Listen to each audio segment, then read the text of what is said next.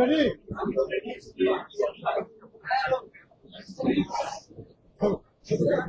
You're ready now.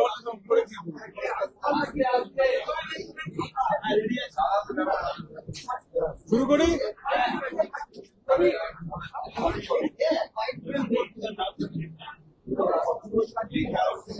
আপনাদের সবাইকে ধন্যবাদ।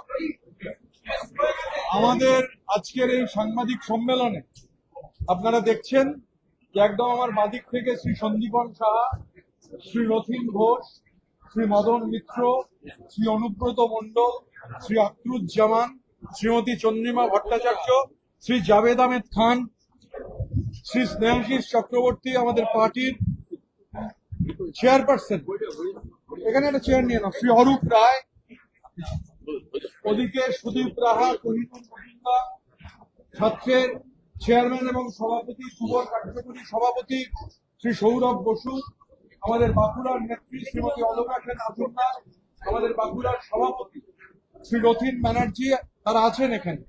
আজকে আমরা এখানে যারা অ্যাভেলেবেল এবং বাকিদের সঙ্গে জুম কনফারেন্সিং এর মাধ্যমে প্রাথমিকভাবে 21শে জুলাই নিয়ে আলাপ আলোচনা করেছি। আপনারা ইতিমধ্যেই জানেন যে আমরা পারমিশন চেয়েছিলাম গান্ধী মূর্তির পাদদেশে মেয়রেডে সমাবেশ করার জন্য, পারমিশন গ্রান্টেড হয়েছে। আমরা অরূপদা, বিপ্লবদা, চন্দ্রিমাদিদের সবার নেতৃত্বে আমরা সবাই গিয়ে জাভেদ দ্বারা সহ আমরা এখানে যারা আছি প্রায় সবাই আমরা গিয়ে জায়গা দেখেছিলাম। আজকে আমাদের ডেকোরেটর আমায় ফোন করেছিল, আমি বললাম যে ওনারা বলছিলেন যে আপনারা আসবেন, তো আমরা বললাম আমরা গিয়ে কাজ নেই, কারণ আমরা ফিতে নিয়ে গিয়ে লাভ হবে না, ফিতে আপনাদেরই নিয়ে যেতে হবে আর স্টেজের ডায়াগ্রাম আপনাদেরই জানাতে হবে। তোরা ডায়াগ্রাম আমাদের দিয়ে দেবেন, আমরা ডায়াগ্রাম পাওয়ার পর তারপর যখন স্টেজের প্রস্তুতি শুরু হবে আমরা সেই প্রস্তুতির তার মধ্যে থাকবো। এখন আমাদের যারা এমএলএ আছেন, জেলা সভাপতি আছেন, তারা এবার নিজেদের মধ্যে বসে নেবেন। আজকে আমরা আলোচনা করেছি, আমাদের ইতিমধ্যে উত্তরবঙ্গের যে জেলাগুলো রয়েছে তারাও আজকে বসে নেবেন। কালকের মধ্যে বসে নেওয়ার পর আমরা জেলায় আলোচনা করে সর্বোচ্চ যা আমাদের স্ট্রেংথ, সেই স্ট্রেংথ নিয়ে আমরা কলকাতার অভিমুখে আসব। আমরা আগেও বলেছি যে 21শে জুলাইয়ের শহীদ সমাবেশে সর্বাধিক গুরুত্ব হচ্ছে শহীদ পরিবারদের, যারা শহীদ হয়েছেন, জীবন দিয়েছেন, প্রাণ দিয়েছেন। ওই মঞ্চ নাচাগানা করার মঞ্চ নয়, ওই মঞ্চর শুরুতে সামনের সারিতে কোনো নেতৃত্ব নয়, থাকবেন যারা প্রাণ দিয়েছেন তাদের প্রতিনিধিরা। আর কোনোভাবেই কোনো সেলিব্রিটি বা সিরিয়াল আর্টিস্ট এদের হচ্ছে ওই মঞ্চে কোনো জায়গা নেই, এটা আমরা আগে ক্লিয়ার করে দিয়েছি। এবারে প্রশাসন আমাদের জানিয়েছেন কিছু কমপ্লায়েন্সের ব্যাপার আছে, আমাদের দেখাও করতে বলেছেন। আমরা প্রশাসনের সঙ্গে দেখা করব এবং যা নিয়ম আছে কোন রকম নিয়ম লঙ্ঘন না করে প্রশাসনকে পূর্ণ সহযোগিতা করে প্রশাসনকে আমাদের গোটাটা জানাতে হবে। আমাদের জেলাগুলো থেকে আমাদের কাছে ডিটেল এসে গেলেই আমরা প্রশাসনকে সমস্তটা জানাবো। 21শে জুলাইয়ের শহীদ স্মরণে, অমর শহীদদের স্মরণে যে সমাবেশ, সেই সমাবেশের সভাপতিত্ব করবেন আমাদের অল ইন্ডিয়া তৃণমূল কংগ্রেসের ন্যাশনাল চেয়ারপারসন শ্রী অরূপ রায়। আমরা 21 তারিখ বেলা 12টায় গান্ধী মূর্তির পাদদেশে মেয়র রোডে আমাদের এই সমাবেশ, সেই সমাবেশের কাজ শুরু করব। আর যে আনুষঙ্গিক বিষয় আছে সেগুলো আমরা আলোচনা করেছি, সেগুলো অর্গানাইজেশনাল ম্যাটার, লজিস্টিক্স ম্যাটার। আমরা প্রশাসনের সঙ্গে যখন আবার মিট করব, আমরা যখন পুরোটা ফাইনাল করব, তখন আবার সংবাদ মাধ্যমের বন্ধুদের সঙ্গে তা গোটাটা শেয়ার করব। দেখুন, বহু মানুষ আসবেন, আমি আবার বলছি, দেখুন এখানে আমরা যারা বসে আছি এটা হচ্ছে একটা টিম। এই টিমে ঘটনাচক্রে বিভিন্ন লোকের বিভিন্ন রকম পজিশনে আমরা আছি। এই ফুটবল টিমে যেরকম 11 জন প্লেয়ার, কেউ গোলকিপার খেলেন, কেউ সেন্টার ফরওয়ার্ড খেলেন, কেউ ডিফেন্ডার খেলেন, কেউ মিডফিল্ডার খেলেন, সেই রকম ভাবে একটা গোটা টিম। তাই যতক্ষণ না আমাদের এমএলএরা এবং জেলা সভাপতিরা নিজেদের মধ্যে বসে ফাইনাল সংখ্যা জানাবেন, শুধু প্লেইং টু দ্য গ্যালারি বলে আমরা এখানে বলবো না যে এত সমাবেশ হবে। তবে এটুকু বলতে পারি যে বাংলার পাহাড় থেকে সাগর পর্যন্ত তৃণমূল স্তরের কর্মীরা যারা এখনো দাঁতে দাঁত চেপে লড়াই করছেন, আমাদের নেতারা, বিধায়করা যারা সোনার গয়না বন্ধক রেখে জমি বিক্রি করে মামলার খরচ যোগাচ্ছেন, আমরা এর আগেও বলেছি যে শহীদ স্মরণের সমাবেশ থেকেই এ প্রশ্ন আমরা তুলতে চাই যে পার্টির যে ফান্ড, তার যে বিপুল টাকা সুদ হিসেবে আসে, সেই টাকার ক টাকা তৃণমূল স্তরের কর্মীদের জন্য খরচ হয়েছে। তৃণমূল স্তরের কর্মীদের জানার অধিকার রয়েছে সেই টাকা কোথায় খরচ হয়েছে। সেই টাকা চার্টার ফ্লাইট কিনতে, হেলিকপ্টার কিনতে খরচ হয়েছে, তারপর সেখানে ভাড়া দিয়ে পার্টির ফান্ড ব্যবহার করে সেই টাকা সাইফন হয়েছে, মানি লন্ডারিং হয়েছে, না সেই টাকা সাধারণ কর্মীদের জন্য খরচ হয়েছে। এ দাবিটাও সাধারণ কর্মীদের আছে। এটুকু নিশ্চিত থাকতে পারেন, 21শে জুলাই গোটা বাংলার তৃণমূল কংগ্রেস কর্মীদের গন্তব্য একটাই, গান্ধী মূর্তির পাদদেশ, মেয়র রোড।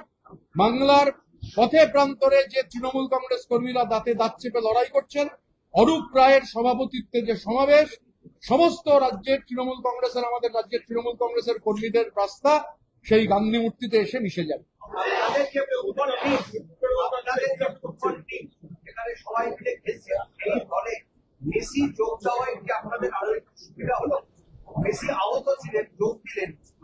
আমি তো অনুব্রত মণ্ডলকে R9 মনে করি, R9, R7 নয়, R9।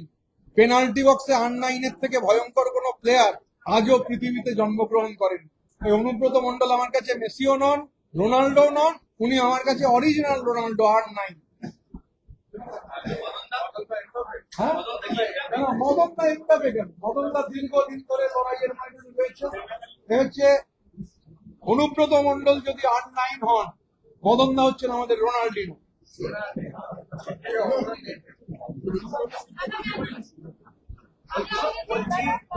আপনারা খেয়াল করে দেখেছেন যে আমরা সবাই আছি, কিন্তু আমাদের রাজ্যের সভাপতি শ্রী বিপ্লব মিত্র তিনি 21শে জুলাইয়ের কাজে জেলায় আছেন।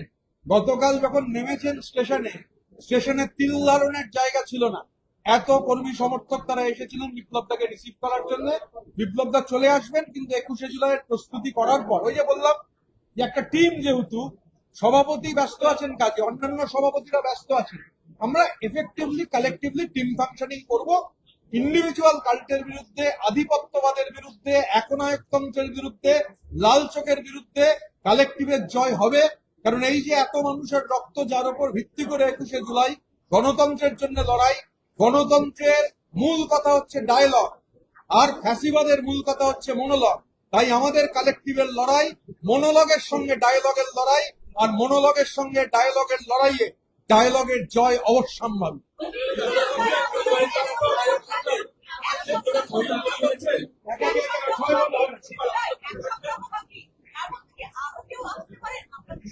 দেখুন, এখন বাজে 5:40, 6:40 কি হবে আমি অন্তত জানি না। Live for this moment.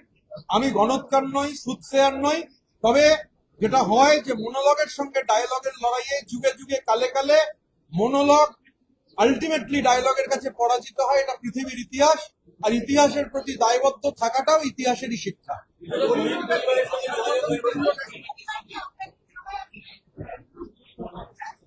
21শে July অব্দি অপেক্ষা করুন। 21শে জুলাইয়ের মঞ্চে সমস্তটা দেখতে পাবেন। সব যদি আজকে বলে দিই তাহলে আপনারাই বা এরপর সাংবাদিক সম্মেলন করবেন। ধৈর্য ধরুন, দেখতে থাকুন। অধিকাংশ শহীদ পরিবার কার সঙ্গে আছেন কার সঙ্গে নেই সব 21শে জুলাই দেখতে পাবেন। 21শে জুলাই একটা চমক থাকে, প্রতিবার 21শে জুলাই আপনি দেখবেন একটা চমক থাকে, কোনো না কোনো দলের বা অন্য বা তাদেরকে নিয়ে আসা হয় 21শে জুলাই যোগদান করে। এবার আর লিডার তৃণমূলের কেউ রইল না, দুটো নামই রয়েছে তাদের। না, আমার এই চমক কথাটায় আপত্তি রয়েছে। শহীদদের স্মরণ করতে গিয়ে আপনি শ্রদ্ধায় স্মরণ করবেন, আপনি মাথা নত করবেন, আপনি চোখের জলে স্মরণ করবেন, সেই স্মরণ অনুষ্ঠানে চমক আসে কোথা থেকে? আমাদের এখানে ওই বললাম, মানে যাদের মনে হয় তথাকথিত মাথার পেছন থেকে জ্যোতি বেরোয়, তাদের কোনো জায়গা আমাদের মঞ্চে নেই।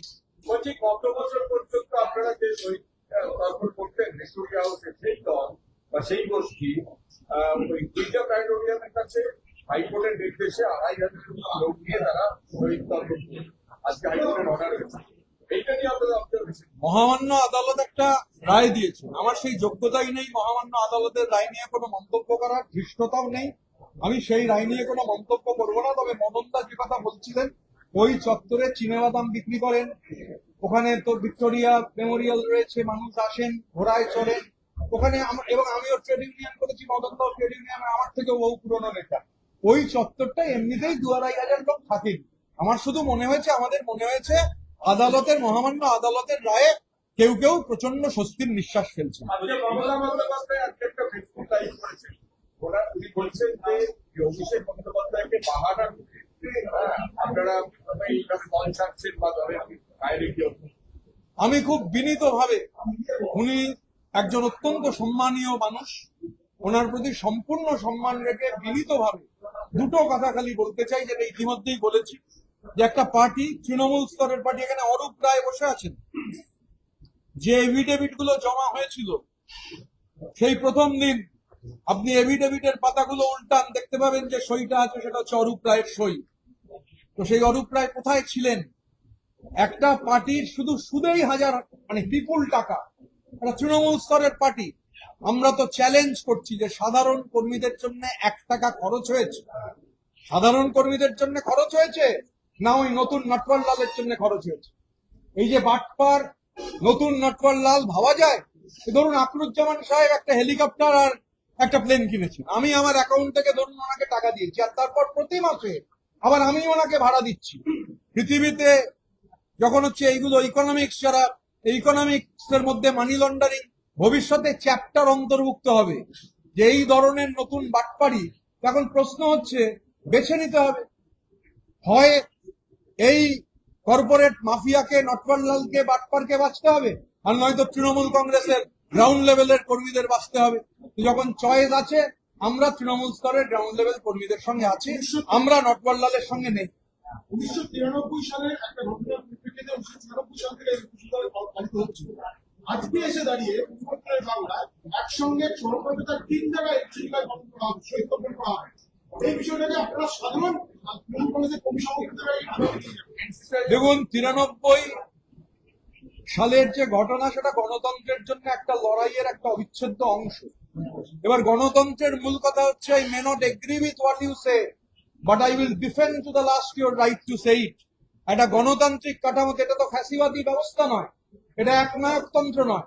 আমাদের দেশ পৃথিবীর বৃহত্তম গণতন্ত্র। সেই ষোড়শ মহাজনপদের আমল থেকে আমাদের মাটিতে গণতন্ত্রের শিকড় প্রথিত। একটা গণতন্ত্রে 3টে কেন 30টাও কর্মসূচি হতে পারে, সমস্যার কি আছে?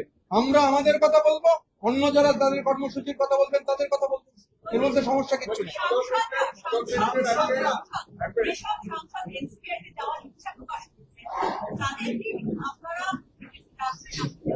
না, আমাদের এনসিপিআই তে যারা যাচ্ছেন তারা এনসিপিআই তে যাচ্ছেন। এনসিপিআই এবং অল ইন্ডিয়া তৃণমূল কংগ্রেস দুটো আলাদা দল।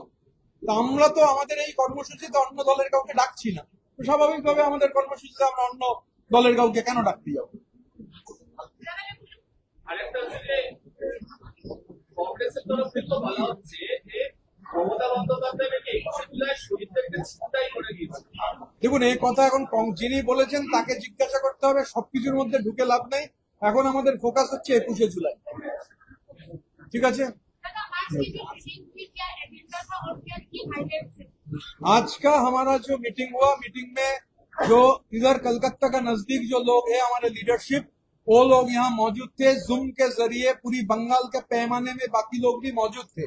हम आप लोगों को मालूम है, हम लोग शुरुआत से बोल रहे हैं कि इंडिविजुअल कल्ट के खिलाफ कलेक्टिव का जो लड़ाई है, ये लड़ाई तानाशाही के खिलाफ लड़ाई है, ये लड़ाई फैसिज्म के खिलाफ लड़ाई है और जामूरियत के लिए ये लड़ाई है।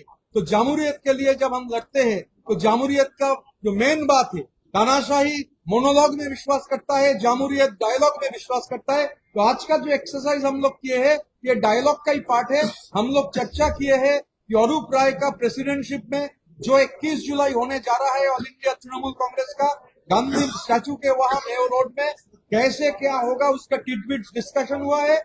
एमएलए लोगों के साथ जिला प्रेसिडेंट लोग बैठेंगे, तैयार करेंगे, फाइनल करेंगे। जब पूरा फाइनल हो जाएगा, पूरा पिक्चर सामने आ जाएगा, हम लोग आप लोगों को बता देंगे और आप लोगों का जरिए पूरी बंगाल के पैमाने में जो ग्राउंड लेवल में हर किस्म का अटैक जूझते हुए तृणमूल कांग्रेस का झंडा बरकरार रखे है, सब लोगों से हम गुजारिश करते हैं कि मेयो रोड में आइए। ऑल इंडिया तृणमूल कांग्रेस का जो 21 जुलाई का मार्टियर्स डे है, वो मार्टियर्स डे में शामिल होइए। और एक बात भी हम लोग जिक्र करना चाहते हैं, आप लोगों का जरिए से ही बोलना चाहते हैं, कोई नाचा गाना नहीं होगा। सबसे जो अहम इम्पोर्टेंस जिन लोगों का है, जो मार्टियर्स का फैमिली है, उन लोगों के लिए ये शहीद दिवस है। कोई भी लोग सीरियल में पूरा एक्टिंग करते हैं, साइड रोल करते हैं, ये सब लोगों के लिए स्टेज में बैठाने के लिए शहीद दिवस नहीं है। शहीद दिवस उन लोगों को याद करने के लिए है जो लोग अपने जान गंवाए हैं जामूरियत का लड़ाई को मजबूत करने के लिए। Thank you.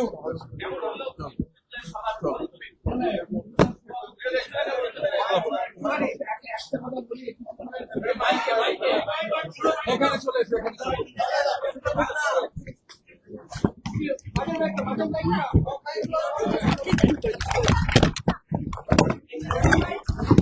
চলো, হয়ে গেছে।